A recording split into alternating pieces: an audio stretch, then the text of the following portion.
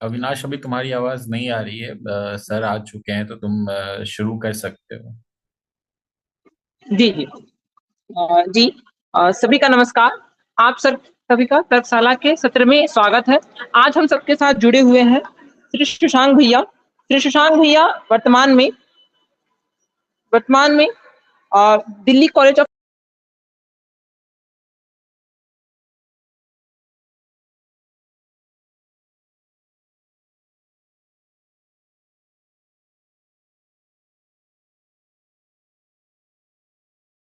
अविनाश, आवाज नहीं आ रही।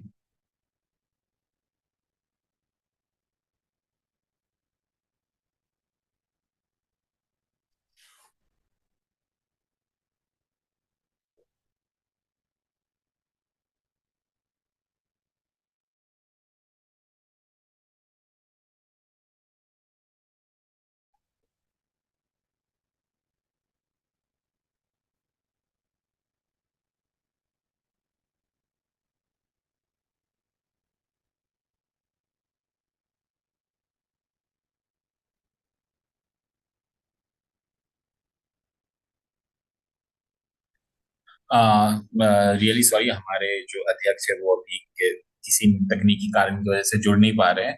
तो पूरे डिक्टम तर्क वितर्क समिति की तरफ से मैं शशांक हमारे सबके लिए जो शशांक भैया हैं, शशांक भैया का डिक्टम की तर्क वितर्क समिति में स्वागत करता हूँ। साथ ही साथ आभार व्यक्त करता हूँ कि शशांक भैया ने इस तर्कशाला के लिए अग्री किया, हम सबको मौका दिया कि हम उनको सुन सके। शशांक भैया वर्तमान में डीसीएसी कॉलेज में असिस्टेंट प्रोफेसर के पद पर कार्यरत है, और साथ ही साथ भैया अपने समय के प्रतिष्ठित वाद विवादकर्ताओं में रहे हैं। भैया जितना मुझे याद है, मतलब मैं खुद बहुत पुराना हूँ, बट जितना मुझे याद है 2016 में मैंने अपनी आंखों से भैया को रात के 9-10 बजे एमएलएनसी की संसदीय वाद विवाद प्रतियोगिता को जीतते हुए देखा है। और साथ ही साथ भैया अपने समय के सभी तरह के प्रतिष्ठित मेमोरियल और नेशनल डिबेट्स के भी विनर रहे हैं। तो भैया, टिकटम को समय देने के लिए और हमारी समिति को समय देने के लिए आपका बहुत बहुत आभार। और अब मंच आपका है, आपको इस सेशन को जिस तरीके से भी आगे लेके जाना है आप जा सकते हैं। रियली रियली थैंक यू भैया। राजेश। जी भैया। हमारा वही राजेश झा है ना, राजेश झा। हाँ भैया, हाँ भैया, हाँ भैया। नमस्ते राजेश। नमस्ते सभी भैया। जो डिक्टम शिवाजी कॉलेज के अपने वॉलेंटियर्स हैं उन सभी लोगों को नमस्ते। और मुझे भी बहुत अच्छा लग रहा है, डिक्टम जो है वो मेरे सामने इस्टेब्लिश हुआ था और काफ़ी प्रोग्रेस कर गया है डिक्टम। आप लोग शिवाजी भोसले संसदीय वाद विवाद प्रतियोगिता का साल में एक बार आयोजन करते हैं, और जहाँ तक मुझे याद है 2015 से ये आयोजन चल रहा है। जी भैया, और 2015 से। और उसके अब तक 8-9 संस्करण हो चुके हैं। संभवतः आप लोग फ्रेशर्स पीडी भी करते हैं, और बहुत अच्छा है, डिक्टम ने जो है बहुत अच्छी संख्या में डिबेटर्स तैयार किए हैं और एक डिबेट की एक स्वस्थ परंपरा को दिल्ली विश्वविद्यालय में स्थापित किया है।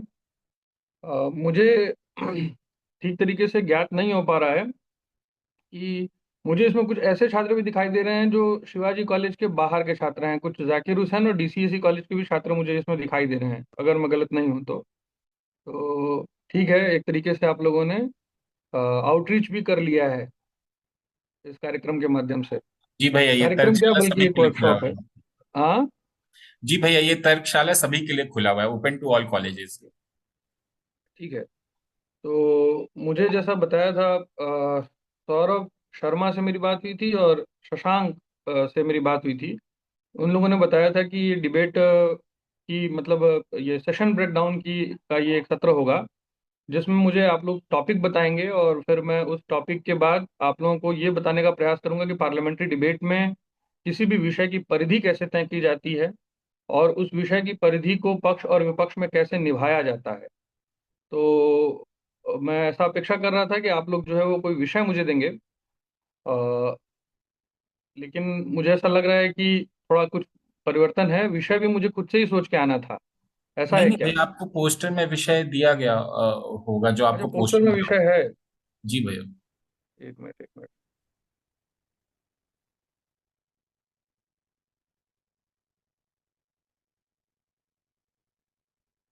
नहीं नहीं, पोस्टर में विषय तो नहीं है।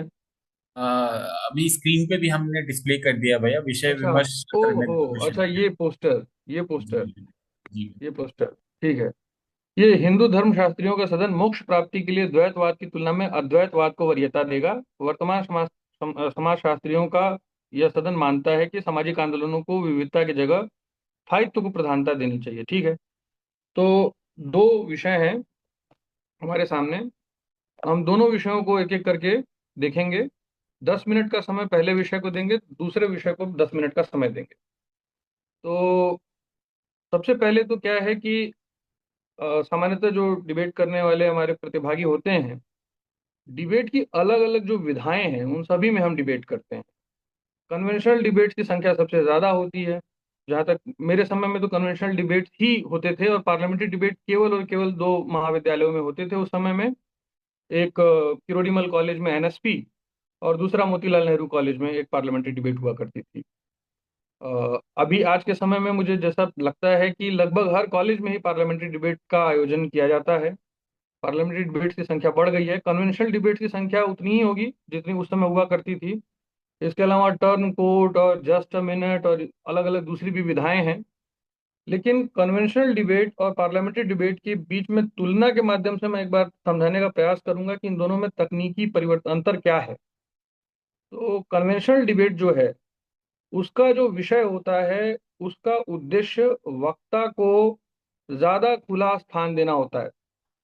वक्ता जो होता है वहां पे सदन की परिधि से नहीं बंधा होता है, और उसको अपने विषय में तर्क और तथ्य के माध्यम से अपनी बात को रखते हुए अपने विषय के उन आयामों तक जाने की पूरी पूरी छूट होती है, जिन आयामों में जाने से विषय की प्रस्तुति मनोरंजक और साथ साथ जो अ, आपके निर्णायक हैं और आपके जो श्रोता हैं उन सबों के जो उनके ज्ञान बिंब हैं उनको छूने के लिए वो विषय खुले होते हैं, वो विषय सामान्यतः खुल जाते हैं। लेकिन पार्लियामेंट्री डिबेट में विषय की परिधि जो होती है वो बांध करके मिलती है। विषय की परिधि को बांध करके मिलने से मेरा तात्पर्य ये है कि आपके लिए सदन पहले से ही परिभाषित है, कौन डिबेट कर रहा है। वो डिबेट विषय में ही बात करके दिया जाता है। आप एक व्यक्ति के रूप में, अगर मैं पार्लियामेंट्री डिबेट में हिस्सा ले रहा हूं तो मैं शशांक तिवारी के रूप में नहीं हिस्सा ले रहा हूं, बल्कि सदन में जो भूमिका मुझे दी गई है मैं उस भूमिका के हिसाब से उस डिबेट में हिस्सा ले रहा हूं। इसलिए एक तरीके से मैं किसी दूसरी आइडेंटिटी में प्रवेश करके पार्लियामेंट्री डिबेट में हिस्सा लेता हूं, जबकि कन्वेंशनल डिबेट में ऐसा नहीं होता। कन्वेंशनल डिबेट में मैं एक व्यक्ति के रूप में बोलता हूं। और पार्लियामेंट्री डिबेट की सबसे खास बात क्या है कि यहाँ पर विजय और पराजय का निर्णय इस आधार पर नहीं होता कि आपके तर्कों में ज्ञान का तत्व कितना है, आपकी प्रस्तुति में मनोरंजकता का तत्व कितना है, बल्कि इस आधार पे होता है कि आपके लिए जो भूमिका तय की गई है सदन की परिभाषा के माध्यम से, आपने उस भूमिका को कितना न्यायसंगत ढंग से निभाते हुए अपने विषय को एक अकाट्य प्रतिस्थापना के रूप में प्रस्तुत किया है। तो दोनों के जो पैरामीटर्स होते हैं जजमेंट के, वो बहुत अलग होते हैं। और पार्लियामेंट्री डिबेट में ये पैरामीटर्स जो होते हैं वो कई गुना ज्यादा तकनीकी होते हैं। कोई जरूरी नहीं है पार्लियामेंट्री डिबेट में कि वही वक्ता जीते जिसको उस विषय पर बहुत अधिक ज्ञान हो। ये भी कोई जरूरी नहीं है कि ये वही वक्ता वहां पे जीते जो सबसे अधिक ताली बजाने की क्षमता रखता हो। सबसे महत्वपूर्ण है पार्लियामेंट्री डिबेट में कि वक्ता अपनी भूमिका को कितनी संजीदगी से लेता है, और विषय में दिए गए जो वेरिएबल्स हैं, उन वेरिएबल्स के लिंक को कितनी ठीक तरीके से, तर्कपूर्ण तरीके से प्रस्तुत करता है, और सामने वाले को सुन के, सामने वाले के द्वारा प्रस्तुत किए गए उन लिंकेजेस को काटता है और अपनी प्रतिस्थापना को पुष्ट करता है। तो ये तकनीकी अंतर मोटे मोटे तौर पर है, जो मैं आप लोगों को भी 1 मिनट में मैंने पिछले बताया है। अभी मैं सीधे विषय पर आता हूं। विषय जो है, पहला विषय है, वो है हिंदू धर्मशास्त्रियों का सदन मोक्ष की प्राप्ति के लिए द्वैतवाद की तुलना में अद्वैतवाद को वरीयता वरीयता देता है। अब इस विषय को अगर हम देखें, तो इस विषय में जो भाग लेने वाली 2 टीमें होंगी, तो दोनों टीमों में 2-2 सदस्य, कुल 4 लोग हो गए। वो चारों के चारों हिंदू धर्म शास्त्री हैं। वो उसमें हिस्सा ले रहे हैं, तो वो राजेश झा या सौरभ कुमार शर्मा या सौरभ कुमार या अन्य जितने भी आपके हम लोग, मैं आप लोगों को देख पा रहा हूँ, वो अपनी व्यक्तिगत पहचान से अलग हट करके हिंदू धर्म शास्त्री के नाते ही तर्क करेंगे। दूसरी चीज कि इसमें आपको जो की वर्ड्स दिखाई दे रहे हैं इस विषय में, वो है द्वैतवाद और अद्वैतवाद, और साथ में मोक्ष प्राप्ति। अब यहाँ पे देखा जाए तो मोटे मोटे तौर पर 2 ही वेरिएबल है। एक है मोक्ष प्राप्ति, जो कि इस विषय का हेतु है। इस विषय का इस विषय में, इस विषय के प्रोजेक्ट के तौर पे है वो। इस विषय में जो हेतु हेतु विषय का, मेरे कहने का मतलब ये है कि इस विषय में द्वैतवाद और अद्वैतवाद की सार्थकता केवल और केवल मोक्ष प्राप्ति के संदर्भ में चर्चा में आनी है। द्वैतवाद और अद्वैतवाद के दर्शन की तुलना नहीं है। द्वैतवाद और अद्वैतवाद का मोक्ष प्राप्ति में क्या योगदान हो सकता है, उसके ऊपर बहस है। तो 2 पक्ष जो बनेंगे, वो 2 पक्ष उसमें ऐसे बनेंगे कि एक पक्ष का तर्क ये होगा कि द्वैतवाद जो है वो मोक्ष प्राप्ति के लिए बेहतर है। दूसरे पक्ष का ये कहना होगा कि अद्वैतवाद जो है वो द्वैतवाद की तुलना में बेहतर है। तो यहाँ तक बात बिल्कुल हमको एकदम साफ साफ तरीके से समझ में आनी चाहिए कि जो डिबेट की जो 2 तर्क रेखाएं बनेंगी, जो दोनों तर्क रेखाएं एक एक पक्ष निभाएगा, वो तर्क रेखाएं द्वैतवाद और अद्वैतवाद के दर्शनों के टकराव की नहीं होंगी।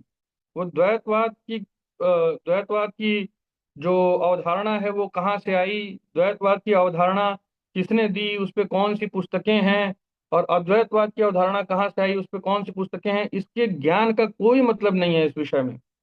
केवल और केवल इस विषय के तर्क की रेखा जो है, वो रेखा नंबर 1 ये बनेगी कि द्वैतवाद मोक्ष प्राप्ति के लिए बेहतर है, और दूसरी रेखा ये बनेगी कि अद्वैतवाद मोक्ष प्राप्ति के लिए बेहतर है। और इन दोनों ही रेखाओं का टकराव होगा।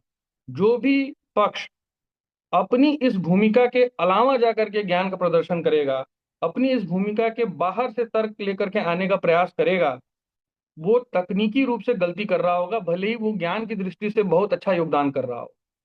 लेकिन यहाँ पे चूंकि निर्णय तकनीकी आधार पर होना है, इसीलिए कभी भी इस तर्क रेखा को नहीं छोड़ना है। अब जो 2 पक्ष बनेंगे इसमें, पहला पक्ष जो होगा वो, उसके लिए अब इस भाषा को, अगर इस विषय की भाषा को देखें, तो उसके लिए वो उसका तर्क, उसकी जो तर्क रेखा बनेगी, पक्ष की जो तर्क रेखा बनेगी, वो तर्क रेखा ये होगी कि अद्वैतवाद जो है वो द्वैतवाद की तुलना में मोक्ष प्राप्ति के लिए बेहतर है। अर्थात जो पक्ष बनेगा, वो पक्ष का तर्क ये होगा कि अद्वैतवाद जो है वो मोक्ष प्राप्ति का बेहतर साधन है।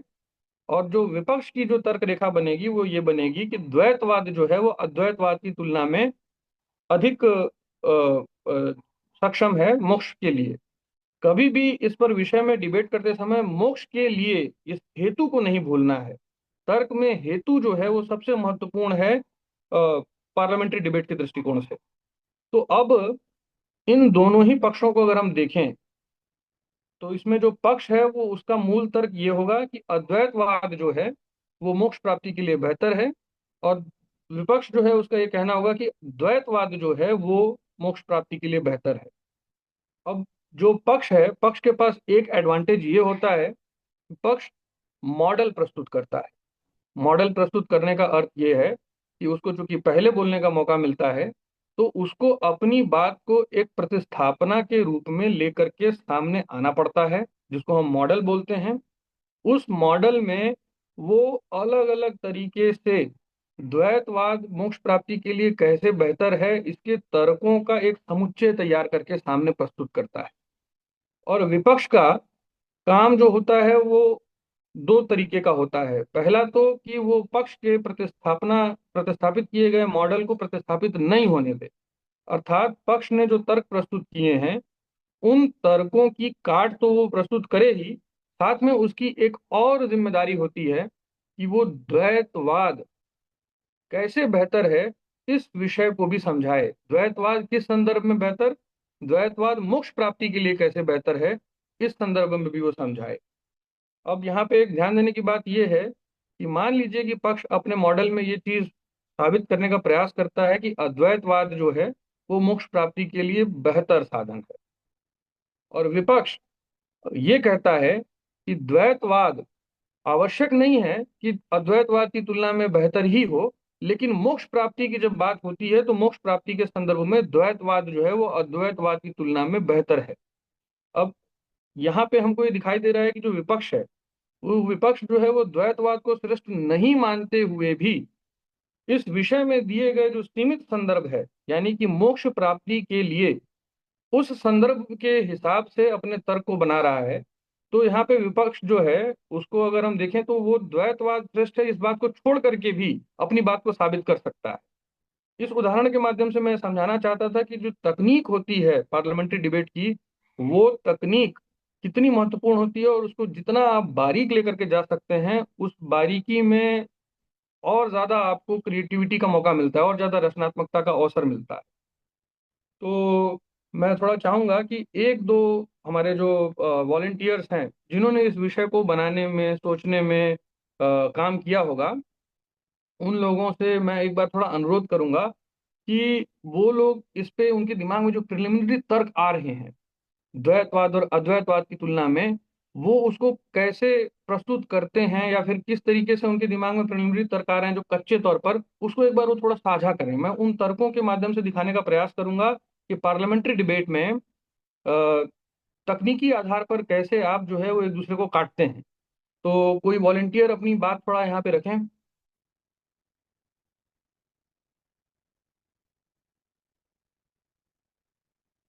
अगर तैयार नहीं है तो फिर मैं ही अपनी ओर से करूं क्या?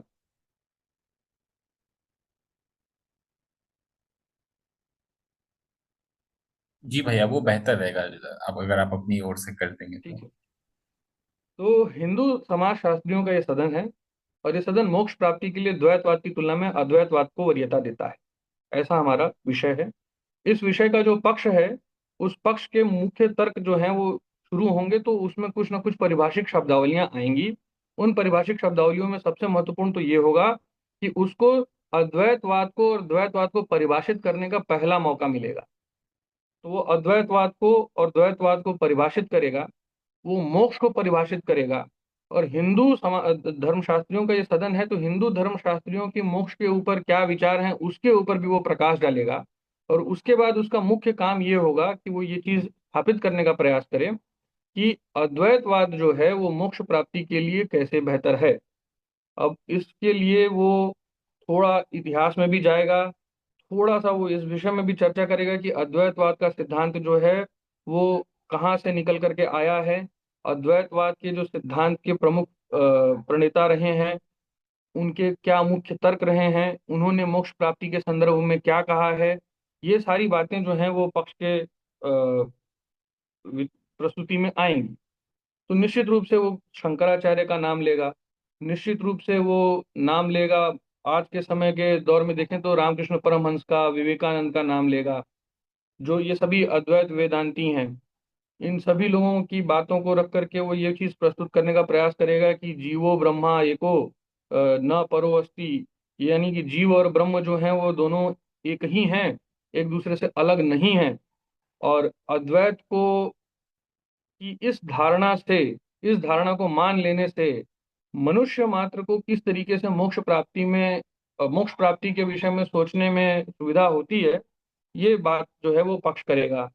अब जो विपक्ष है इसमें, विपक्ष का तर्क बदल जाएगा। विपक्ष जो है वो पहली बात तो ये है कि कोई आवश्यक नहीं है कि जो पक्ष ने द्वैतवाद और अद्वैतवाद की परिभाषा दी है उस परिभाषा को माने ही। वो कोई भी अपनी परिभाषा लेकर के आ सकता है, जिस परिभाषा से उसकी अपने मॉडल में उसको सुविधा हो। तो लेकिन मैं ऐसा यहाँ पे कर नहीं रहा हूँ। मान लीजिए जो द्वैतवाद वाला जो पक्ष है, यानी कि जो विपक्ष है, वो ये कहे कि द्वैत का मतलब है कि जीव और ब्रह्म दोनों एक दूसरे से पृथक हैं, और दोनों के पृथक होने की वजह से जो मनुष्य है उसको इस बात का जब आभास होता है कि ब्रह्म जो है वो उससे इतर है, उसके बाहर है, तो वो ब्रह्म के प्रति समर्पण करने के जो उसकी मुद्राएं हैं, जो ब्रह्म के प्रति समर्पण करने के लिए उसके जो अवधारणागत चिंतन है, उस चिंतन में मोक्ष प्राप्ति के लिए जो दिशा है, वो दिशा अद्वैतवाद की तुलना में अलग हो जाती है, लेकिन वो अद्वैतवाद की तुलना में बेहतर है। इस तरीके से वो ये प्रयास करेगा इस बात को बोलने का। अब इसमें एक महत्वपूर्ण बात यह कि पार्लियामेंट्री डिबेट में आप जो कुछ भी बोलेंगे, अगर पक्ष ने ये बोला कि अद्वैतवाद का सिद्धांत जो है वो 20वीं शताब्दी में आया और रामकृष्ण परमहंस और विवेकानंद की धारा से आया, और विपक्ष ने इस बात को अगर नहीं काटा, तो यही बात स्थापित रहेगी। इसीलिए जब भी पक्ष अपना मॉडल बोले, तो विपक्ष के लिए सबसे पहली जिम्मेदारी ये है कि वो विपक्ष जो है वो पक्ष के द्वारा प्रस्तुत किए गए सभी परिभाषाओं को, शब्दावलियों की व्याख्या को ठीक तरीके से नोट करे। उसको नोट करने के बाद उसको कोई आवश्यक नहीं है कि पक्ष के द्वारा दी गई सभी परिभाषाओं को वो स्वीकार करे। जैसे इस विषय के उदाहरण में अगर हम देखें, तो पक्ष ने अगर ये परिभाषा दी अद्वैतवाद की कि जीव और ब्रह्म अलग अलग नहीं है, जीव और ब्रह्म एक ही हैं, ये अद्वैतवाद के सिद्धांत का अवधारणागत मूलभूत तर्क है। और द्वैतवाद जो है वो इस परिभाषा को स्वीकार न करके ये कहना शुरू कर दे कि जीव और ब्रह्म एक हैं, ये विचार अद्वैत नहीं है।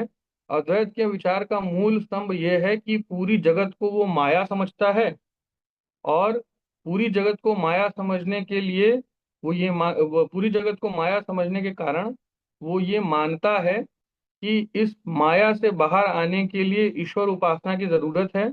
और ईश्वर उपासना जो है वो तभी संभव है जब हम ये माने कि ईश्वर का अस्तित्व हमसे पृथक है। तो यहाँ पे अगर हम देखें, तो पक्ष ने जो विषय रखा, पक्ष ने जो परिभाषा रखी, विपक्ष ने उस परिभाषा को अलग तरीके से लिया। उसने अलग परिभाषा एक रख दी। अब ये दो जब परिभाषाएं अलग अलग हो जाती हैं, तो दोनों के मॉडल में टकराव होते हैं, और दोनों के मॉडल में टकराव पूरी डिबेट में चलता है। लेकिन अगर विपक्ष पक्ष की परिभाषा को स्वीकार कर ले, तो उस परिभाषा को स्वीकार करने के बाद वो अपने ऊपर एक तरीके से देखा जाए तो दो परिधियां बांध लेता है। एक तो विषय बनाने वाले ने उसको एक परिधि बना करके दी कि ये हिंदू धर्मशास्त्र की दृष्टि से ही सोचना है। दूसरी चीज कि उसने पक्ष के द्वारा प्रस्तुत की गई परिभाषा को स्वीकार कर लिया, तो उसने अपने लिए भी वो एक नई परिधि बांध दी कि इस परिभाषा के बाहर वो नहीं जाएगा। जबकि वास्तविकता ये है कि उसको उस परिभाषा के बाहर जाने की पूरी पूरी छूट है। तो अगर अद्वैत अ, मोक्ष प्राप्ति के लिए बेहतर है का तर्क देने वाले जो अ, जो पक्ष है, वो अपने तर्कों को अपनी परिभाषा के आधार पर रखता है, तो विपक्ष को भी पूरा पूरा अधिकार है कि वो अपने तर्कों को अपनी परिभाषा के आधार पर रखे। लेकिन विपक्ष के पास एक अतिरिक्त जिम्मेदारी होती है कि वो पक्ष के द्वारा रखी गई परिभाषा को एड्रेस किए बिना अपनी परिभाषाएं नहीं रख सकता। उसको अपनी परिभाषाएं रखने के लिए ये चीज प्रस्तुत भी करनी पड़ेगी, साबित भी करनी पड़ेगी कि अद्वैत की परिभाषा से उसको समस्या क्या है। ये पार्लियामेंट्री डिबेट में मॉडल मेकिंग और मॉडल को काउंटर करने के बेसिक टेक्निकल एस्पेक्ट्स हैं। इसमें आप लोग देखेंगे तो ज्ञान के तत्व का उतना असर नहीं है जितना तकनीकी चेतना का इसमें प्रभाव है। तकनीकी रूप से सक्षम डिबेटर जो हैं, वो उस विषय पर कम ज्ञान होने के बाद भी अपने तर्कों को ठीक तरीके से कसावट के साथ अगर रखें, तो वो तकनीकी आधार पर आगे बढ़ जाते हैं। अब इस विषय पर आप लोगों को मालूम है कि सभी दोनों ही पक्षों को दो दो बार बोलने का मौका मिलता है, और प्रश्नोत्तरी होती है। तो डिबेट का जो एक तरीके से देखा जाए तो उसमें जो सबसे वो भाग, पार्लियामेंट्री डिबेट का वो भाग जहाँ पे निर्णय के लिए निर्णायक को सबसे ज्यादा ध्यान देना होता है, वो हम आमतौर पर ये मानते हैं कि वो प्रश्नोत्तरी होती है। लेकिन मैंने हमेशा देखा है कि मॉडल और मॉडल का काउंटर जो शुरू में होता है, वो पूरी डिबेट की लय को तय करता है। इसीलिए जो पहले वक्ता दोनों पक्षों से आते हैं, उन दोनों ही वक्ताओं के द्वारा जो मॉडल प्रस्तुत किया जाता है, पक्ष के वक्ता के द्वारा जो मॉडल प्रस्तुत किया जाता है और विपक्ष के द्वारा उस मॉडल को काट करके अपना मॉडल जो प्रस्तुत किया जाता है, डिबेट एक तरह से देखा जाए तो वहीं पे अपनी सीमा रेखा बना लेती है। अभी जो हम मैंने पहला वाला विषय के विषय में आप लोगों को जो अभी चर्चा की है, उस पे आप लोगों को भी कुछ बोलना है तो आप लोग मुझसे बोल सकते हैं, पूछ सकते हैं। मैं अगले वाले विषय पे जाऊंगा, मैंने 10 मिनट पहले वाले विषय के ऊपर खर्च किए हैं। यदि अब आप सभी में से किसी के क्वेश्चन है तो आप प्लीज एक एक करके क्वेश्चन पूछिएगा। आप सभी को प्रश्न पूछने का पूरा मौका दिया जाएगा। तो आप पहले अपना हाथ उठाइएगा और फिर उसके बाद ही हम प्रश्न पूछने की प्रक्रिया को शुरू करेंगे।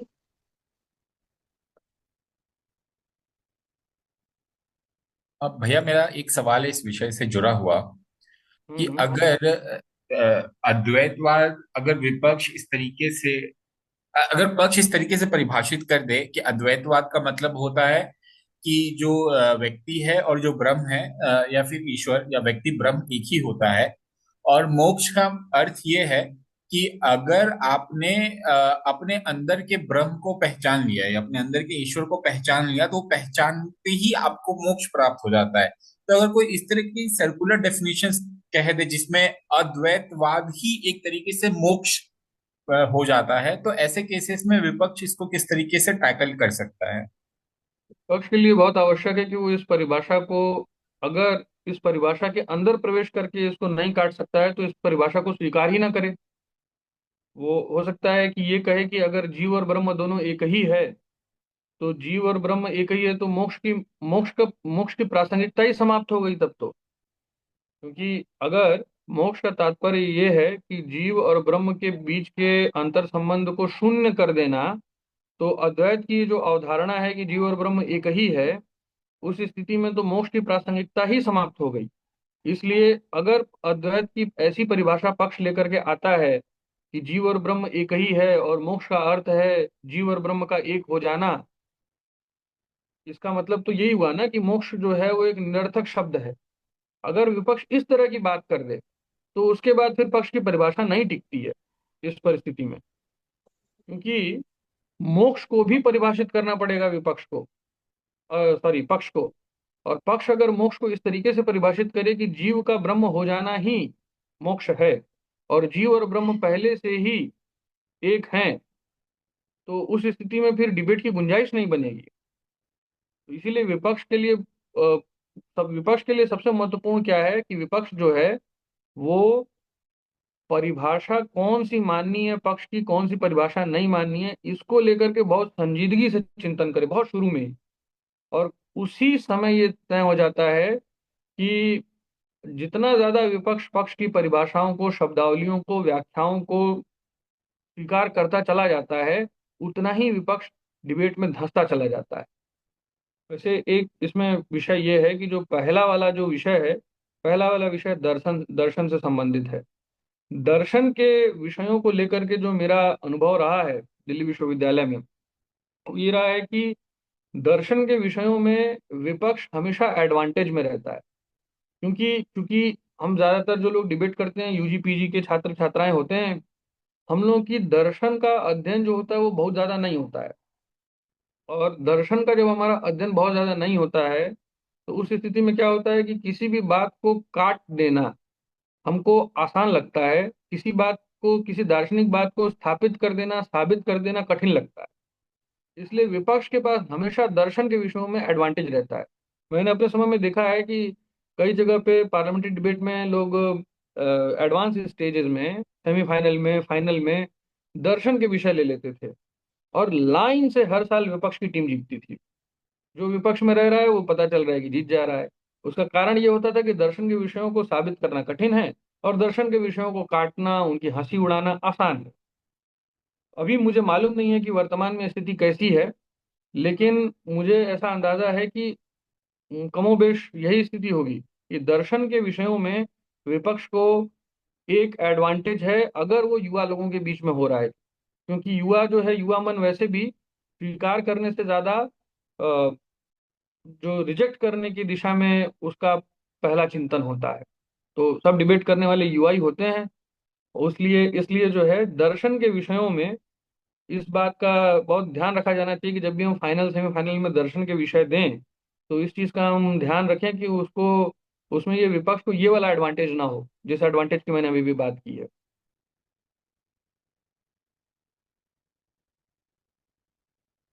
थैंक यू भैया। हाँ शुभम, आप अपना सवाल पूछ सकते हैं। धन्यवाद भैया। भैया मेरा सवाल था कि जैसे पहला विषय दिया गया है, सदन है धर्मशास्त्रियों का, हिंदू धर्मशास्त्रियों का। तो धर्म कहीं ना कहीं आकार की बात करता है, एक मेजॉरिटी अगर केसेस में देखा जाए तो धर्म हमेशा ये बात करता है कि ब्रह्म जो है वो जो शरीर है उससे बाहर ही है। तो इस स्थिति में जो विपक्ष है वो मजबूत दिखाई देता है कि जो द्वैत वेदांत है या फिर द्वैतवाद है वो ज़्यादा बेहतर है। तो इस स्थिति में पक्ष क्या कर सकता है भैया, सर? अरे ऐसा कुछ भी नहीं है। धर्म में कहाँ पे बात की गई है कि ये जो ब्रह्म है वो शरीर से बाहर ही है। ऐसा ये तर्क तो द्वैत का तर्क है ना। तो द्वैत की परिभाषा है कि जीव और ब्रह्म दोनों एक दूसरे से पृथक हैं। आप उस परिभाषा को धर्म के द्वारा दी गई परिभाषा मान रहे हैं। धर्म के जो दर्शनों के सिद्धांत हैं, अब सबसे पुराना है उसमें कपिल मुनि का सांख्य दर्शन।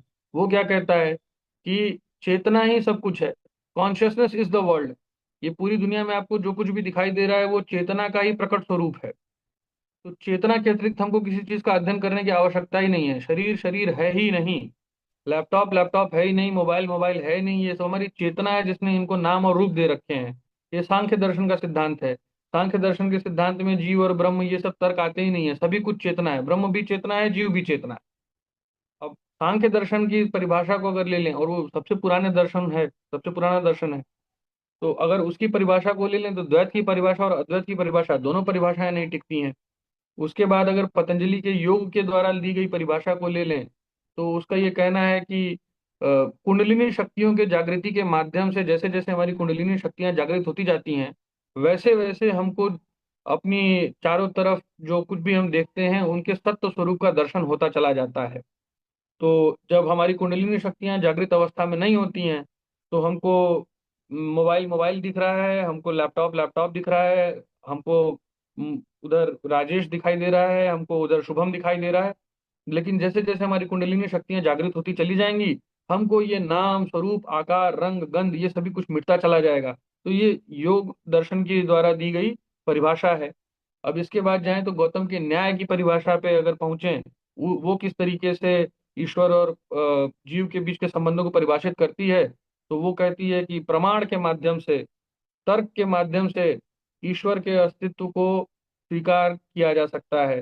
तर्क के माध्यम से जो चीज भी हम लोगों को ठीक महसूस हो वही जो है वो स्वीकारणीय है। जो तर्क के परे चले जाए वो स्वीकारणीय नहीं है। तो गौतम मुनि के न्याय दर्शन के सिद्धांत का मूलभूत आधार यही है। उसके बाद अगर वैशेषिक दर्शन, कनाद के वैशेषिक दर्शन के ऊपर चले जाएं या फिर ये द्वैतवाद के ऊपर चले जाएं और अद्वैतवाद, अच्छा द्वैतवाद और अद्वैतवाद दोनों जो है वो लेटर फिलोसफीज हैं। जो शुरू के जो चार हैं उन चारों में जीव और ब्रह्म के बीच के अंतर संबंध के ऊपर चिंतन जो है वो प्रमुख नहीं है। ये बहुत ही बाद के समय के जो दर्शन उभरे हैं, द्वैत और अद्वैत के सिद्धांत, इन दोनों सिद्धांतों में ही जीव और ब्रह्म के अंतर संबंध के विषय में चर्चा जो है वो मूल तत्व है इन दर्शनों का। सांख्य में चेतना है, योग में शक्तियों के जागरण पर है, गौतम के तर्कशास्त्र में जो है तर्क है, और वैशेषिक के सिद्धांत में भी फिर से वही चेतना, और चेतना और तर्क का एक समुच्चय है। तो द्वैत और अद्वैत जो दोनों हैं, ये दोनों एक तो लेटर फिलोसफीज हैं। ये एकमात्र ऐसे दो फिलोसफिकल स्कूल्स हैं जहाँ पर जीव और ब्रह्म के बीच के अंतर संबंध को चिंतन का मुख्य विषय माना गया है। और आपने जो परिभाषा शुरू में दी ना वो मूलतः तो द्वैत की परिभाषा है, वो पूरे धर्म के द्वारा दी गई परिभाषा नहीं है। धर्म कोई परिभाषा नहीं देता है। धर्म जो है वो तो मूलतः युग धर्म है, यानी कि काल पात्र स्थान के हिसाब से धर्म जो है वो अपने स्वरूप को और अपनी परिभाषा को परिवर्तित करते चलता है, केवल उसका तत्व समान रहता है। तो हिंदुओं में धर्म जो है वो केवल प्राणी और समाज और प्राणी और प्राणी इनके बीच के संबंध को ठीक तरीके से संचालित करने की परंपरा का नाम है। इसमें मतलब वो परिभाषिक तत्व जो है वो उतने प्रगाढ़ नहीं है। धर्म को ही परिभाषित नहीं किया जा सकता है। आप अगर देखेंगे तो जितने भी हमारे बड़े विद्वान हुए हैं आदिकाल से लेकर के अभी तक, धर्म को किसी ने भी परिभाषित नहीं किया है। हाँ, ये जरूर है कि धर्म के लक्षण क्या हो सकते हैं उसके विषय में चिंता किया है, उसके विषय में बताया कि धर्म के ये लक्षण है, लेकिन धर्म की परिभाषा नहीं है। तो जब धर्म की परिभाषा नहीं है तो धर्म से कोई परिभाषा निकलती भी नहीं है। मुझे आशा है मैं अपनी ओ, बात को ठीक तरीके से रख पाया, मैं कहीं विषय से भटक तो नहीं गया था। नहीं नहीं सर, ठीक है, मैं समझ गया सर। धन्यवाद सर। हाँ सिद्धार्थ, अब आप अपना सवाल पूछ सकते हैं। जी सर, जी भैया धन्यवाद। प्रणाम सर। सर मेरा सवाल ये था कि अगर विपक्ष एक बात ये लेके आता है कि जो अद्वैतवाद है, क्योंकि वो एक प्राणी और एक ईश्वर के अंदर की बात करे कि अहम ब्रह्मास्मि, कि मेरे अंदर भ्रम का तत्व है, तो उसकी वजह से मेरे अंदर सेल्फिशनेस मतलब आत्म की भावना आ जाती है कि मेरे अंदर भ्रम है तो मैं जगत का मतलब मेरे अंदर वो आत्म की भावना आ जाएगी। और अगर मतलब मुझे ये समझ नहीं आता, अगर पक्ष ये कह दे कि जो अहम ब्रह्मास्मि का सिद्धांत है वो अहम ब्रह्मास्मिक इंसेंटिव का काम करता है, और साथ ही साथ वो तत्मावस्ती की भी बात करता है। तत्मा इंसेंटिव कैसे कि अगर मेरे अंदर भ्रम का तत्व हो सकता है तो मैं मोक्ष की प्राप्ति भी कर सकता हूँ। वो मेरे अंदर आत्मविश्वास का जागरण करता है। और साथ साथ जब तत्मावसी की बात करें कि दूसरों के अंदर भी भ्रम है, हर जीवात्मा के अंदर भ्रम है, तो मेरे अंदर अल्टीमेटली हर हर सेल्फिशनेस की भावना की जगह एक परोपकारी भावना का जागरण होगा। तो अगर ये पॉइंट स्टैंडिंग रहता है तो विपक्ष का क्या काउंटर कर सकता है, मतलब वो समझ नहीं आ रहा है यहाँ पर। पता नहीं, मुझे भी सिद्धार्थ तुम्हारी बात समझ में नहीं आई। अच्छा सर, मैं या मैं फिर रुको रहने रुको दो। रुको, मैं समझाने का प्रयास करता हूँ। देखो, ये जीव और ब्रह्म के बीच में अंतर संबंधों को लेकर के जो भी बहस हमारे देश में होती है, मतलब पूरी दुनिया में जहाँ कहीं भी होती है, ये बहस मुख्य धारा में पिछले 1500-1600 साल से है। शंकराचार्य ने अद्वैत के सिद्धांत के विषय में चर्चा की जब, तो उनके काउंटर में दो चिंतन परंपराएं निकल करके आईं, द्वैतवाद और विशिष्ट द्वैतवाद। एक के प्रणेता है माधवाचार्य, दूसरे के प्रणेता है रामानुजाचार्य। अब इसका मैं तुम लोगों को अगर 1 मिनट का मुझे आप लोग समय दें, थोड़ा विषय से मैं भटकूंगा, लेकिन मैं इस कॉन्सेप्ट को यहाँ पे क्लियर कर सकता हूँ। शंकराचार्य ने बोला कि एक समुद्र है, समुद्र के अंदर लहरें हैं, जो जल है वो लहर के रूप में, तरंगों के रूप में आता है। तो वो सभी तरंगे जो हैं वो आप हैं, और आप यानी कि जीव। और आप जो है, आपको इस बात का ज्ञान नहीं है कि आप मूलतः पानी हैं, और वही पानी जो है वो समुद्र को बनाता है। ठीक है? तो आप जो हैं वो ब्रह्म ही हैं। जीव और ब्रह्म दोनों सेम है। आप पानी की लहर को देखते हैं तो उसको आप लहर कहते हैं, लेकिन वो लहर समुंदर का भाग है। आप पानी की बूंद को देखते हैं तो आप ये कहते हैं कि ये पानी की बूंद है, लेकिन वो पानी की बूंद जो है वो समुद्र का भाग है। बूंद के बिना सागर पूर्ण नहीं है, ये बूंद की प्रासंगिकता है। और बूंदों से ही सागर बना है, इसीलिए सागर जो है वो, बूंद और सागर अलग अलग नहीं है, यानी कि जीव और ब्रह्म अलग अलग नहीं है। ये शंकराचार्य का तर्क था। उसके बाद माधवाचार्य आए, और माधवाचार्य ने ये बोला कि जीव और ब्रह्म के बीच में संबंध ऐसा है कि समुद्र है, समुद्र में लहर है, तरंग है, लेकिन उस समुद्र में एक मिट्टी का घड़ा है। उस मिट्टी के घड़े के अंदर जल भरा हुआ है, यानी कि, और वो घड़ा जो है वो समुद्र पे तैर रहा है। तो जो मिट्टी का घड़ा है, मिट्टी के घड़े के अंदर जो तत्व है जल, और मिट्टी के घड़े के बाहर जो तत्व है समुद्र का जल, दोनों एक है। लेकिन मिट्टी का घड़ा जो है, जब उसने उस जल को धारण किया हुआ है, तो वो एक पृथक आइडेंटिटी है, वो एक अलग पहचान है उसकी। वो घड़े का पानी है, वो समुद्र का पानी नहीं है। यानी कि समुद्र ब्रह्म है, और घड़ा घड़ा और घड़े के अंदर का पानी जो है वो जीव है। जीव के अंदर है ब्रह्म तत्व। लेकिन जीव की पहचान, ब्रह्म की पहचान एक नहीं है, बल्कि अलग है। जीव घड़े के पानी है, घड़े के पानी की तरह से है, और ब्रह्म जो है वो समुद्र के पानी की तरह से। अब ये जो दो अलग अलग स्टैंड हो गए, ये एकदम क्लीन है, एक द्वैतवाद का है, एक अद्वैतवाद का स्टैंड है। रामानुजाचार्य ने क्या बोला कि माधवाचार्य की बात सही है कि जो जल है वो जल घड़े के अंदर है, और वो जल जो है वो उसकी राशि और बाहर जो समुद्र का जल है, दोनों की राशि अलग अलग है। क्योंकि वो एक घड़े का जल है और ये समुद्र का जल है, तत्व तो सेम है, राशि अलग अलग है। लेकिन माधवाचार्य ने ये विशिष्टाद्वैतवाद में ये बोल दिया कि जो घड़ा है वो मिट्टी का नहीं बना है, वो भी पानी की ही धातु का बना है। यानी है तो मूलतः वो एक ही तत्व, घड़े के अंदर का जल, समुद्र का जल और घड़ा खुद, ये तीनों एक ही तत्व है। लेकिन एक विशेष व्यवस्था में घड़े का आकार जल को जो दिया गया है, उस आकार की वजह से उसकी पहचान कुछ समय तक पृथक रहेगी, और हमको इस बात को मानना चाहिए कि घड़े के जल की पहचान समुद्र के जल की पहचान से अलग। तो ये जो है तीन स्टैंड बन गए। अभी तीनों स्टैंड के बेसिस पे जितने भी हमारी ऐसी धार्मिक चिंतन प्रणालियां जो पिछले 1000 1500 साल में विकसित हुई हैं, ये मूलतः देखें हमारे देश में तो इन्हीं तीनों में से किसी एक के आधार पर वो विकसित हुई। इन तीनों में अंदर जो है वो जो विवाद है, उस विवाद का नेचर मेटाफिजिकल है। उस विवाद का नेचर जो है वो पॉलिटिकल नहीं है, सोशोलॉजिकल नहीं है। उस विवाद का नेचर पॉलिटिकल इकोनॉमी की लड़ाई नहीं है। उस विवाद का नेचर मेटाफिजिकल है।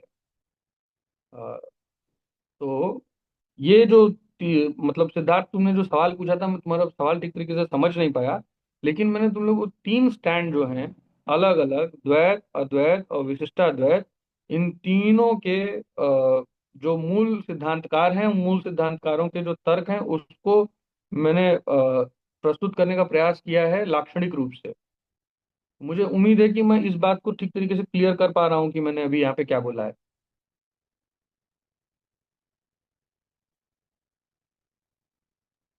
जी बिल्कुल भैया।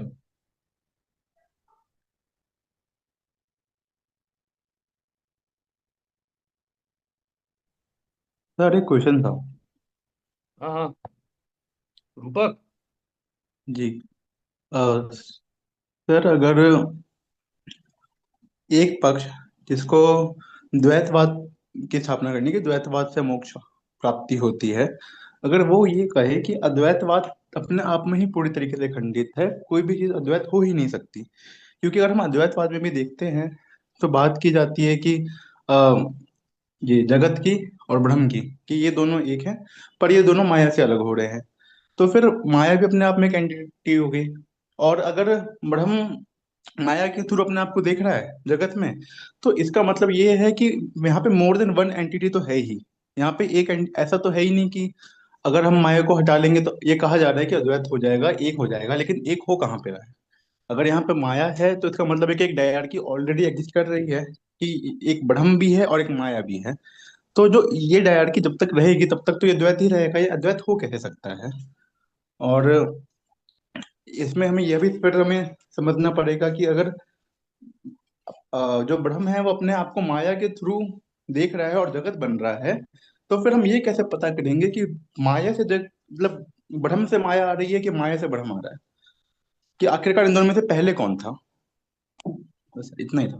तो पहला वाला सवाल था रूपक का, वो सवाल जो है वो काफी हद तक वैसा ही था जैसे राजेश ने पूछा था, कि अगर परिभाषा में अगर हम ये मान लें कि ब्रह्म और माया जो है, सॉरी, ब्रह्म और जगत जो है वो एक ही है, तो मोक्ष की आवश्यकता क्या है। लेकिन रूपक ने उसको थोड़ा एक दूसरा रूप दे दिया। रूपक ने पूछा कि माया है, माया एक सेपरेट एंटिटी है, और अगर माया एक सेपरेट एंटिटी है तो माया जो है वो इस टॉपिक में रिकॉग्नाइज्ड क्यों नहीं है, या द्वैत और अद्वैत के सिद्धांतों में माया जो है वो रिकॉग्नाइज्ड क्यों नहीं है।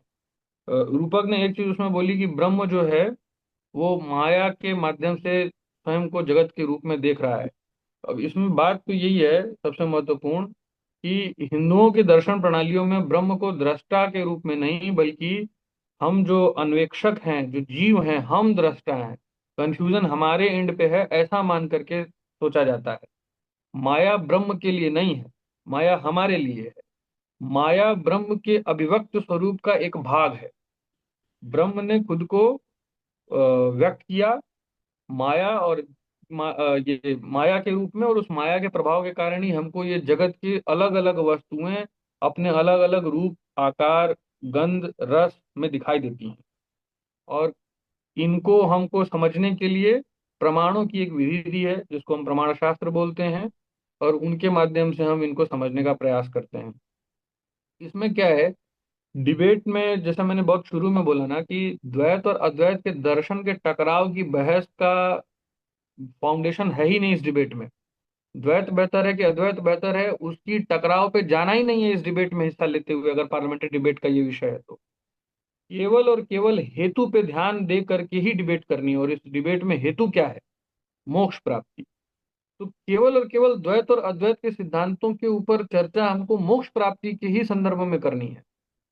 और जो प्रश्न भी आ रहे हैं ना, वो भी मैं देख रहा हूँ कि द्वैत और अद्वैत में श्रेष्ठ कौन है, ये हमारे दिमाग में कौध रहा है, और वहां से वो सवाल पैदा हो रहे हैं। ये सवाल है ही नहीं इस डिबेट का।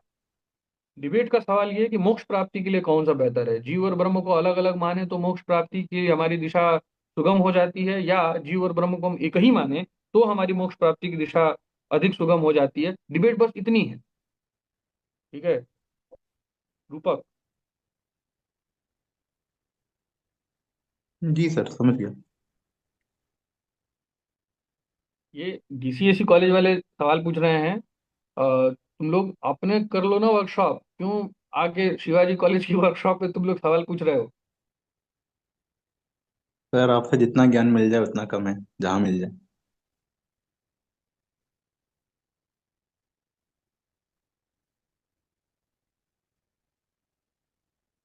भाई अगले वाले विषय के ऊपर थोड़ा चर्चा करें। जी भैया। राजेश?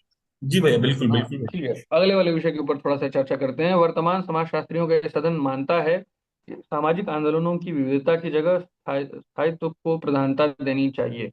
ये तो बहुत ही रिलेवेंट विषय है। ठीक है, यहाँ पे सदन किसका बनाया गया है? समाजशास्त्रियों का सदन बनाया गया है, यानी कि समाज का अध्ययन करने वाले लोगों का सदन बनाया गया है।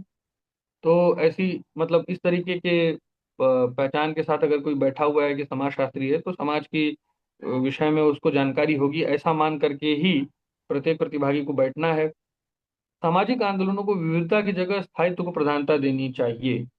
यानी कि विविधता का मतलब है सामाजिक विविधता, वैचारिक विविधता, और सामाजिक विविधता के अंतर्गत लैंगिक विविधता, जातिगत विविधता, ये सारी चीजें जो हैं उसके अंतर्गत आती हैं। और विविधता की जगह स्थायित्व को प्रधानता देनी चाहिए। विविधता जो है वो रिप्रेजेंटेशन, यानी कि प्रतिनिधित्व, प्रतिनिधित्व से जुड़ा हुआ प्रश्न है। विविधता कहाँ चाहिए? प्रतिनिधित्व में चाहिए। और स्थायित्व जो है वो स्थायित्व सामाजिक और शासकीय व्यवस्था से जुड़ा हुआ है। स्थायित्व किसका चाहिए? सामाजिक व्यवस्था का, और राजनीति और शासकीय व्यवस्था का स्थायित्व चाहिए। तो अगर मतलब प्रिलिमिनरी तौर पर अगर मैं इसको समझने का प्रयास करूं तो विषय को मैं इस रूप में समझाऊं। अब यहाँ पर देखें तो ये यहाँ पे वेरिएबल्स पिछले वाले की तुलना में और ज्यादा सीधे और सपाट हैं। सामाजिक आंदोलन एक वेरिएबल है, और दूसरा वेरिएबल है कि और सामाजिक आंदोलन का जो हेतु यहाँ पर है, यहाँ पर हेतु अलग अलग है। एक जगह पे विविधता है, एक जगह पे स्थायित्व है। किसको प्रधानता देनी है? ये डिबेट पिछली वाली डिबेट की तुलना में ज्यादा खुली हुई है कि सामाजिक आंदोलन हो रहा है, सामाजिक आंदोलन को प्रधानता किसको देनी है? विविधता को देनी है या स्थायित्व को देनी है? इसके बीच में बहस हो रही है। अब पक्ष जो है वो कहेगा कि स्थायित्व को प्रधानता देनी है, और इसके लिए वो फिर अगर सामाजिक आंदोलनों की दृष्टि से देखें, अगर वो रेफरेंस लाना शुरू करे तो वो शुरू कर सकता है अपनी बात कहना एडमंड बर्ग से। एडमंड बर्ग ने फ्रेंच रेवोल्यूशन की आलोचना ये कह करके की थी कि फ्रांस ने एक स्थायित्व की व्यवस्था का को समाप्त कर दिया केवल अपने भावावेश में आकर के, और वो फिर से डिक्टेटोरियल शासन की दिशा में बढ़ गया। पहले उनके यहाँ कम से कम एक सामाजिक व्यवस्था थी, अब अराजकता है। स्थायित्व का विलोम जो है वो अराजकता है, विविधता का विलोम जो है वो एक रूपता है।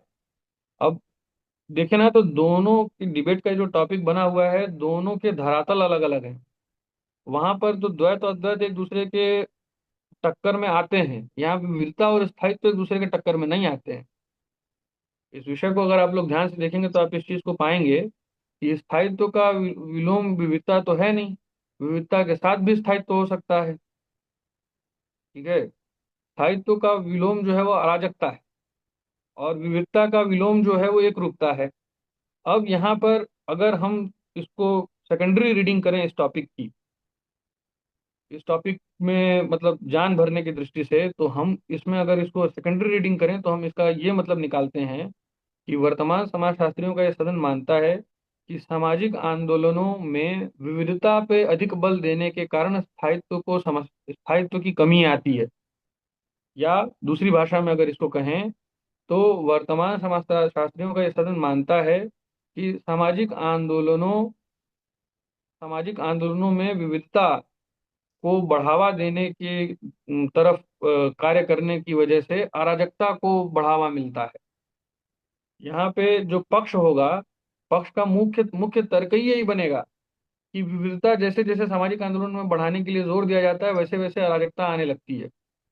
और विपक्ष का मुख्य तर्क ये होगा कि व्यवस्था का स्थायित्व जो है वो विविधता के कारण खतरे में नहीं आता, उससे स्थायित्व और एक मिनट में फिर से इसको ठीक करूंगा।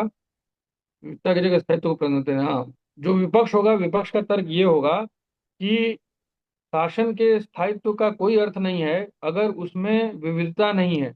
अगर उसमें शासकीय एकरूपता है तो एकरूपता वाली स्थायित्व का हमारे लिए कोई लाभ नहीं है, हमको विविधता आवश्यक है। तो ये जो दोनों तर्क बनेंगे,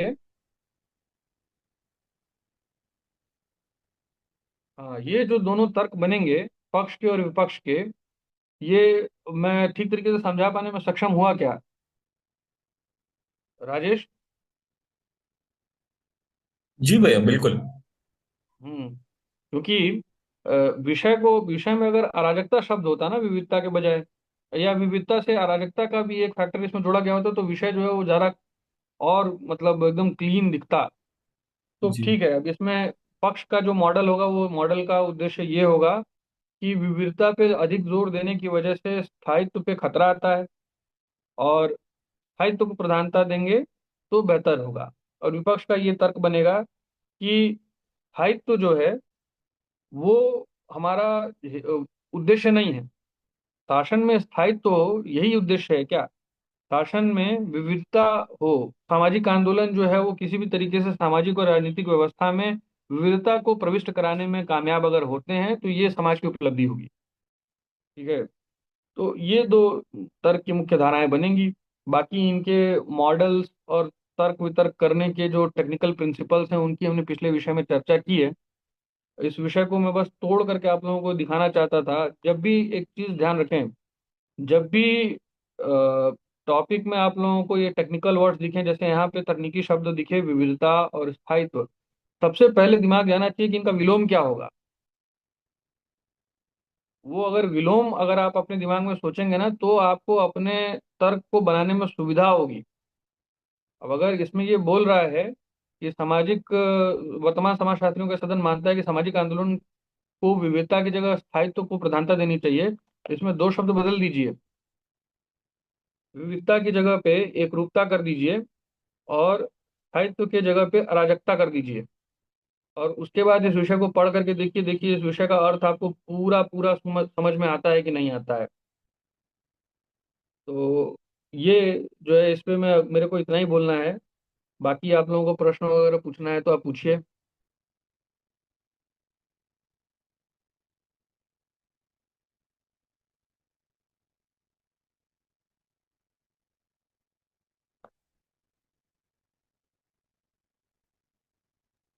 भैया, मेरा एक सवाल था। राजेश को ही संभालना पड़ रहा है।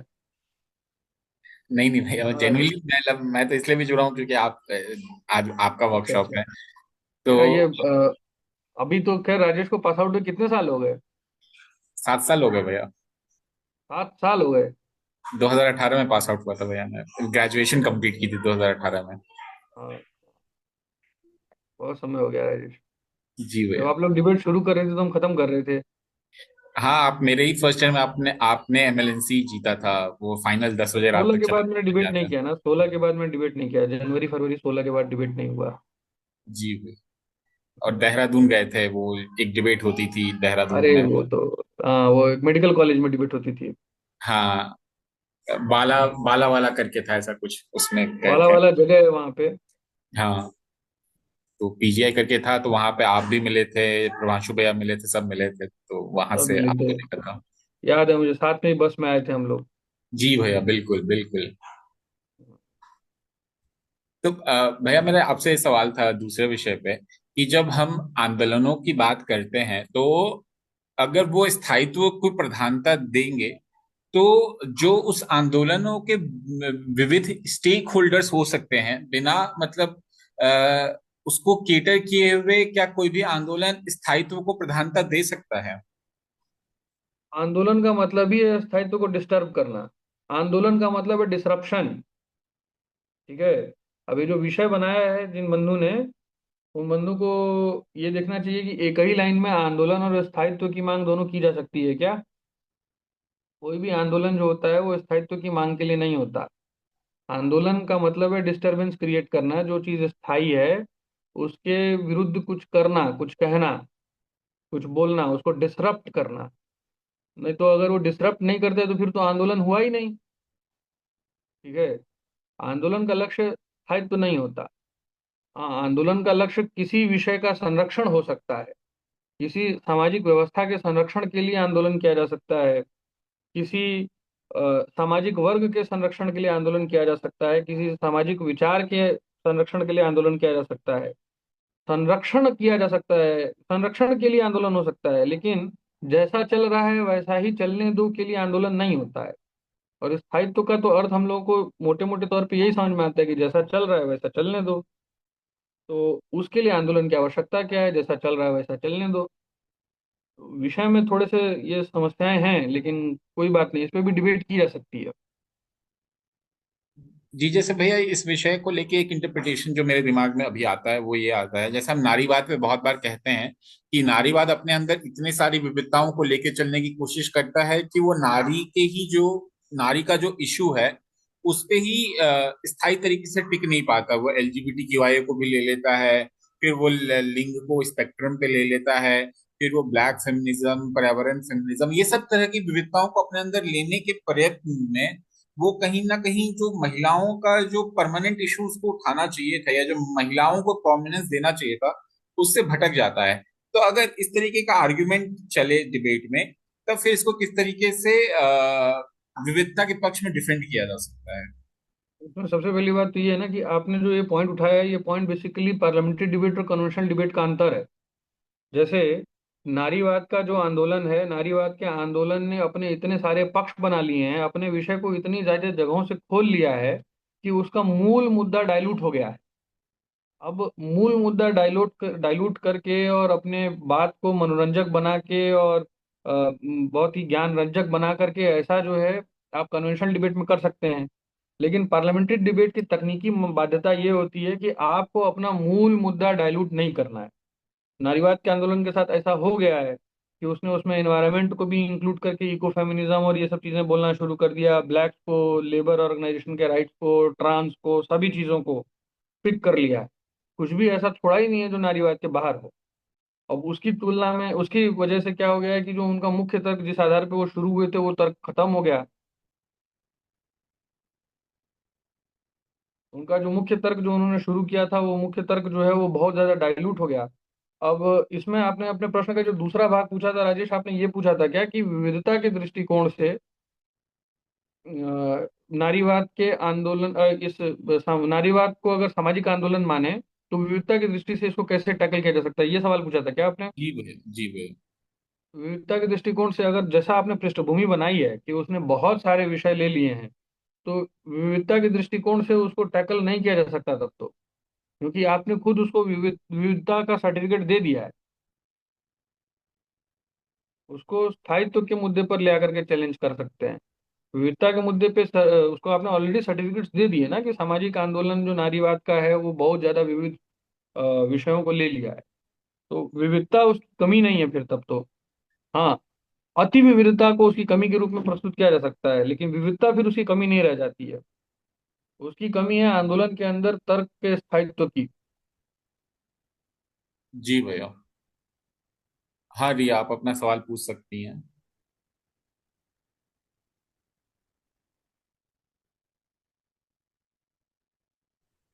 Hello. Yes, good evening sir.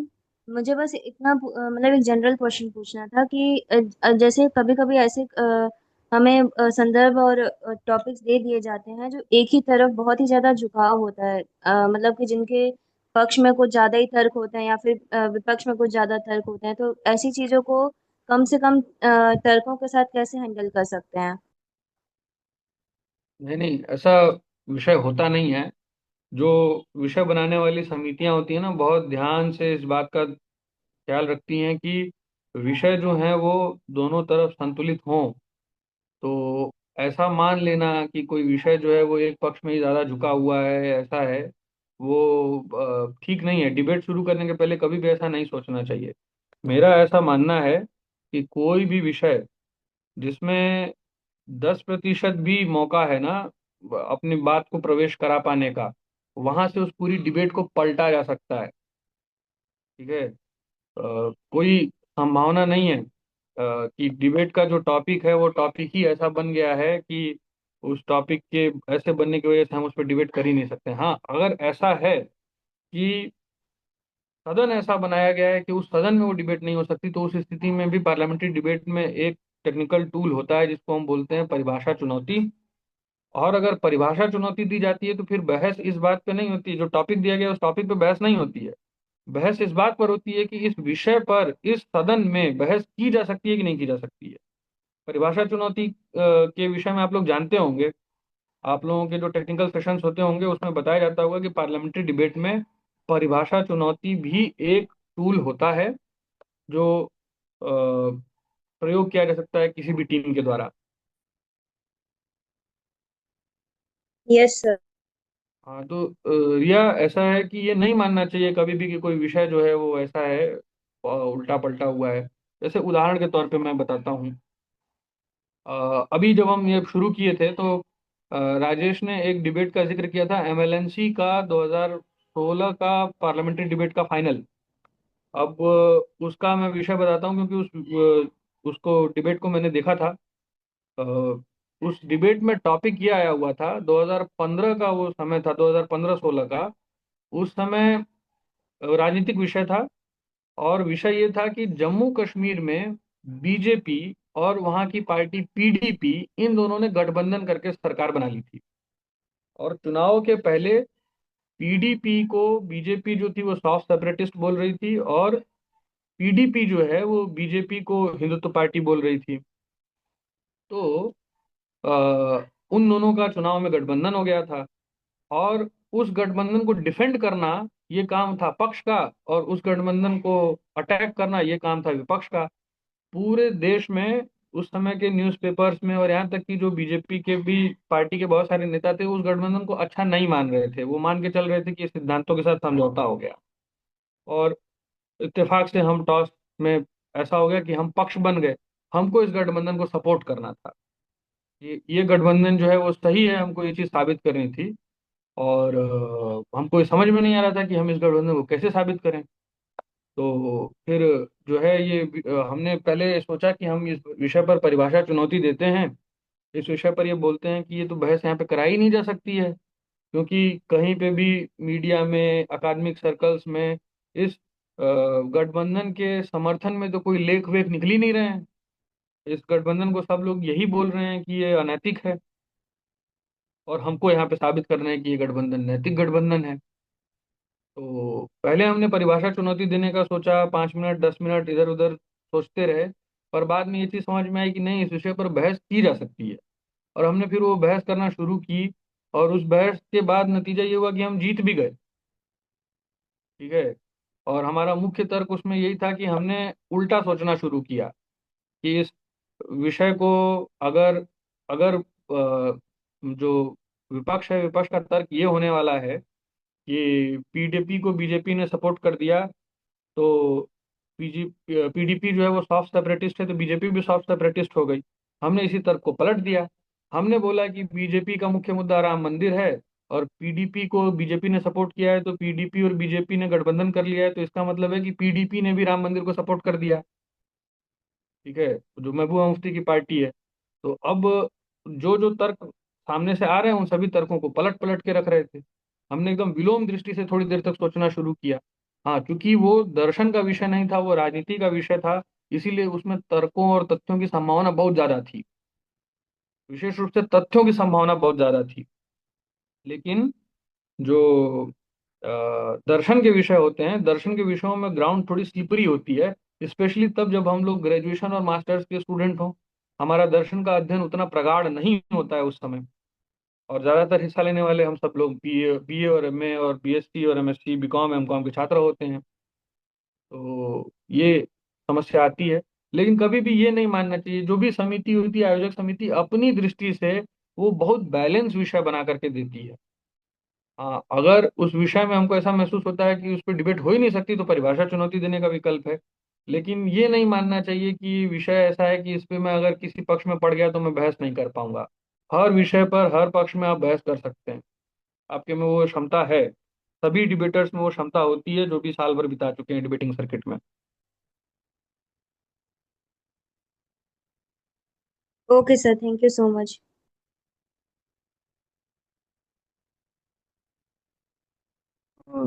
Sir मेरा एक सवाल था। हम्म। अ, जैसे ये विषय में बोला गया कि आंदोलन, तो जैसे आंदोलन किए जाते हैं समाज में बदलाव के लिए, जैसे पक्ष अगर इस तरीके से शुरू करे कि आंदोलन समाज के बदलाव के लिए किए जाते, समाज में बदलाव के लिए किए जाते हैं, और स्थायित्व को हम प्रधानता देंगे लेकिन विविधता स्थायित्व के नीचे अंतर्गत रहेगी। जैसे एग्जाम्पल के लिए नारीवादियों में पहले फेज के अंदर वोटिंग राइट्स, जैसे वोटिंग राइट्स की स्थायित्व के अंदर रखा गया, उन्हें मानते हैं इस बात को। लेकिन उसके साथ विविधता किस प्रकार से अंतर्गत रही कि उन्होंने हर क्लास और हर वर्ग की महिलाओं के लिए वोटिंग राइट्स की डिमांड की। तो कहीं ना कहीं ये स्थापित कर दे रहा है पक्ष की स्थायित्व प्रदान है विविधता के मुताबिक। तो इस जगह पे फिर विपक्ष क्या कह सकता है सर? अरे, आपने जो ये जो हिस्ट्री का जो ये वर्जन प्रस्तुत किया ना, कि नारीवाद के आंदोलन में वोटिंग राइट्स माने गए और सभी क्लास की महिलाओं के लिए वोटिंग राइट्स मांगे गए, ऐसा नहीं है यार। जो नारीवाद का जो आधुनिक आंदोलन है, उसको हम मैरी वॉल्सनक्राफ्ट की किताब से देखते हैं शुरू। उस मैरी वॉल्सनक्राफ्ट को पहला मानते हैं, पहली नारीवादी एकेडमिशियन चिंतक। उसकी किताब आई थी 1792 में। और उसकी किताब जो थी मैरी वॉल्सनक्राफ्ट की, उस किताब का मुख्य मुख्य तर्क क्या था शुभम, अगर आपको ध्यान हो तो? मुख्य तर्क यही था कि फ्रेंच रेवोल्यूशन हुई है 1789 में, और उस फ्रेंच रेवोल्यूशन के बाद फ्रांस के लोगों ने मिलकर के जो नए कानूनों का मसौदा बनाया है, उस मसौदे का नाम रखा है on the rights of main and citizen. महिला है ही नहीं उसमें। और उसी समय एडमंड बर्ग की भी 1792 में किताब आई है, रिफ्लेक्शंस ऑन फ्रेंच रेवोल्यूशन। और एडमंड बर्ग को फादर ऑफ कंजर्वेटिव पॉलिटिक्स माना जाता है। एडमंड बर्ग का ये तर्क था कि किसी स्थायी व्यवस्था को केवल अपने गुस्से में आकर के कोई समाज इसलिए निरस्त कर दे कि वो स्थायी व्यवस्था उसके हितों की पूर्ति नहीं कर पा रही है, और उसके बदले में वो अराजकता को गले लगा ले, ये कहीं से भी वरेण्य व्यवस्था नहीं है। तो मैरी वोल्सनक्राफ्ट और एडमंड बर्ग दोनों का तर्क जो है वो बहुत नजदीक नजदीक है। जबकि एक कंजर्वेटिव है और दूसरा जो है वो नारीवादी है। ठीक है। अब नारीवाद के आंदोलन की में जब वोटिंग राइट्स के विषय में चर्चा होनी शुरू होती है ना, तो वो सबके लिए वोटिंग राइट्स नहीं मांग रहे होते हैं। बहुत धीरे धीरे जा करके सबको वोटिंग राइट्स मिले, इस तर्क को 20वीं शताब्दी में आकर के मान्यता मिलना शुरू होती है। इंग्लैंड में महिलाओं को वोटिंग का अधिकार मिला है, मुझे जहां तक ध्यान है, 1928 में। अमेरिका में मिला है 1920 में। केवल ये 1890-92 के समय में स्वीडन में और न्यूजीलैंड में महिलाओं को वोटिंग का राइट मिला है। उसमें भी सबको नहीं मिला है। ब्लैक्स को वोटिंग राइट बहुत समय तक ही नहीं, 80 साल पहले, 70 साल पहले तक नहीं था ब्लैक्स को वोटिंग राइट। तो पुरुषों में ही सभी वर्गों को वोटिंग राइट्स नहीं थे। और अमेरिका तो एक ऐसा समाज है कि वहां पे अगर आप जेल जाते हैं और वहां पे आप सजा याफ्ता हो जाते हैं, तो उस कंडीशन में आपका वोटिंग राइट छिन जाते हैं। अमेरिका में 11-12% ब्लैक मेल्स, यानी कि अश्वेत वर्ण के जो पुरुष हैं, उनके वोटिंग राइट्स आपराधिक मुकदमे लगे होने की वजह से हैं ही नहीं आज की तारीख में, 2025 में।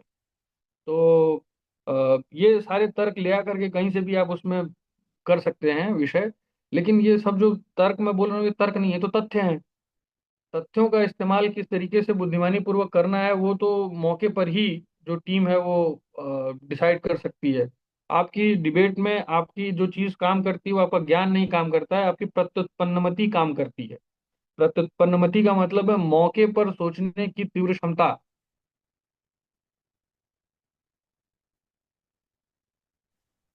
जी सर, ठीक है। किस प्रकार से होगा, ठीक है सर। धन्यवाद। सभी प्रतिभागियों से अनुरोध है कि यदि आपके कोई प्रश्न है तो आप अभी पूछ लीजिए, फिर हम ये सेशन कंक्लूड करते हैं।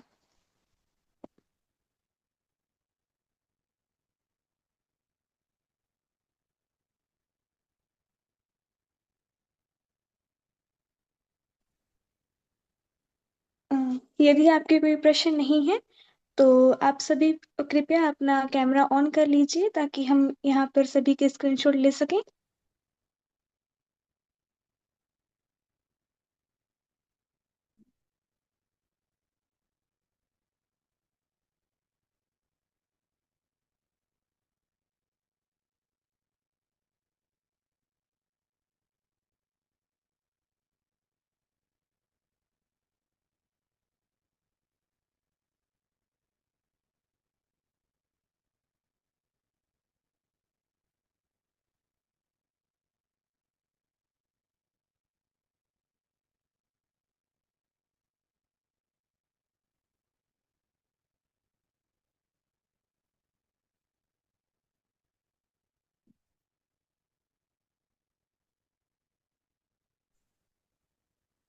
टिकटम समिति आपका आभार व्यक्त करती है भैया कि आपने अपने बहुमूल्य समय से समय निकालकर हम सभी को इतना ज्ञानवर्धक सेशन के ऊपर अपने विचार व्यक्त किए, और हम सभी आपके आभारी रहेंगे। आशा करते हैं कि आपका ज्ञान हमें इस तरीके से भविष्य में भी प्राप्त होता रहेगा। और अभी हम आप सभी को धन्यवाद ज्ञापन करते हुए कहना चाहेंगे कि भैया आपने सभी विषयों के ऊपर बहुत ही बारीकी से हमें समझाया और हमें बताया कि किस प्रकार से हम दोनों तरफ से कैसे एक डिबेट को ज्ञानवर्धक एवं बुद्धिमानी रूप से आगे बढ़ा सकते हैं। तो आपका बहुत बहुत आभार भैया। हम आशा करते आप हैं सभी कि लोगों का हम भी आपके बहुत साथ बहुत आभार। डिक्टम समिति को मेरी शुभकामनाएं। आप लोग जो भी आयोजन करें भविष्य में, उन आयोजनों में आप लोग डिबेट के साथ पूरी तरह से न्याय करें, ऐसी आशा है मुझे। और अच्छी टीम है आप लोगों की। धन्यवाद भैया। थैंक यू भैया।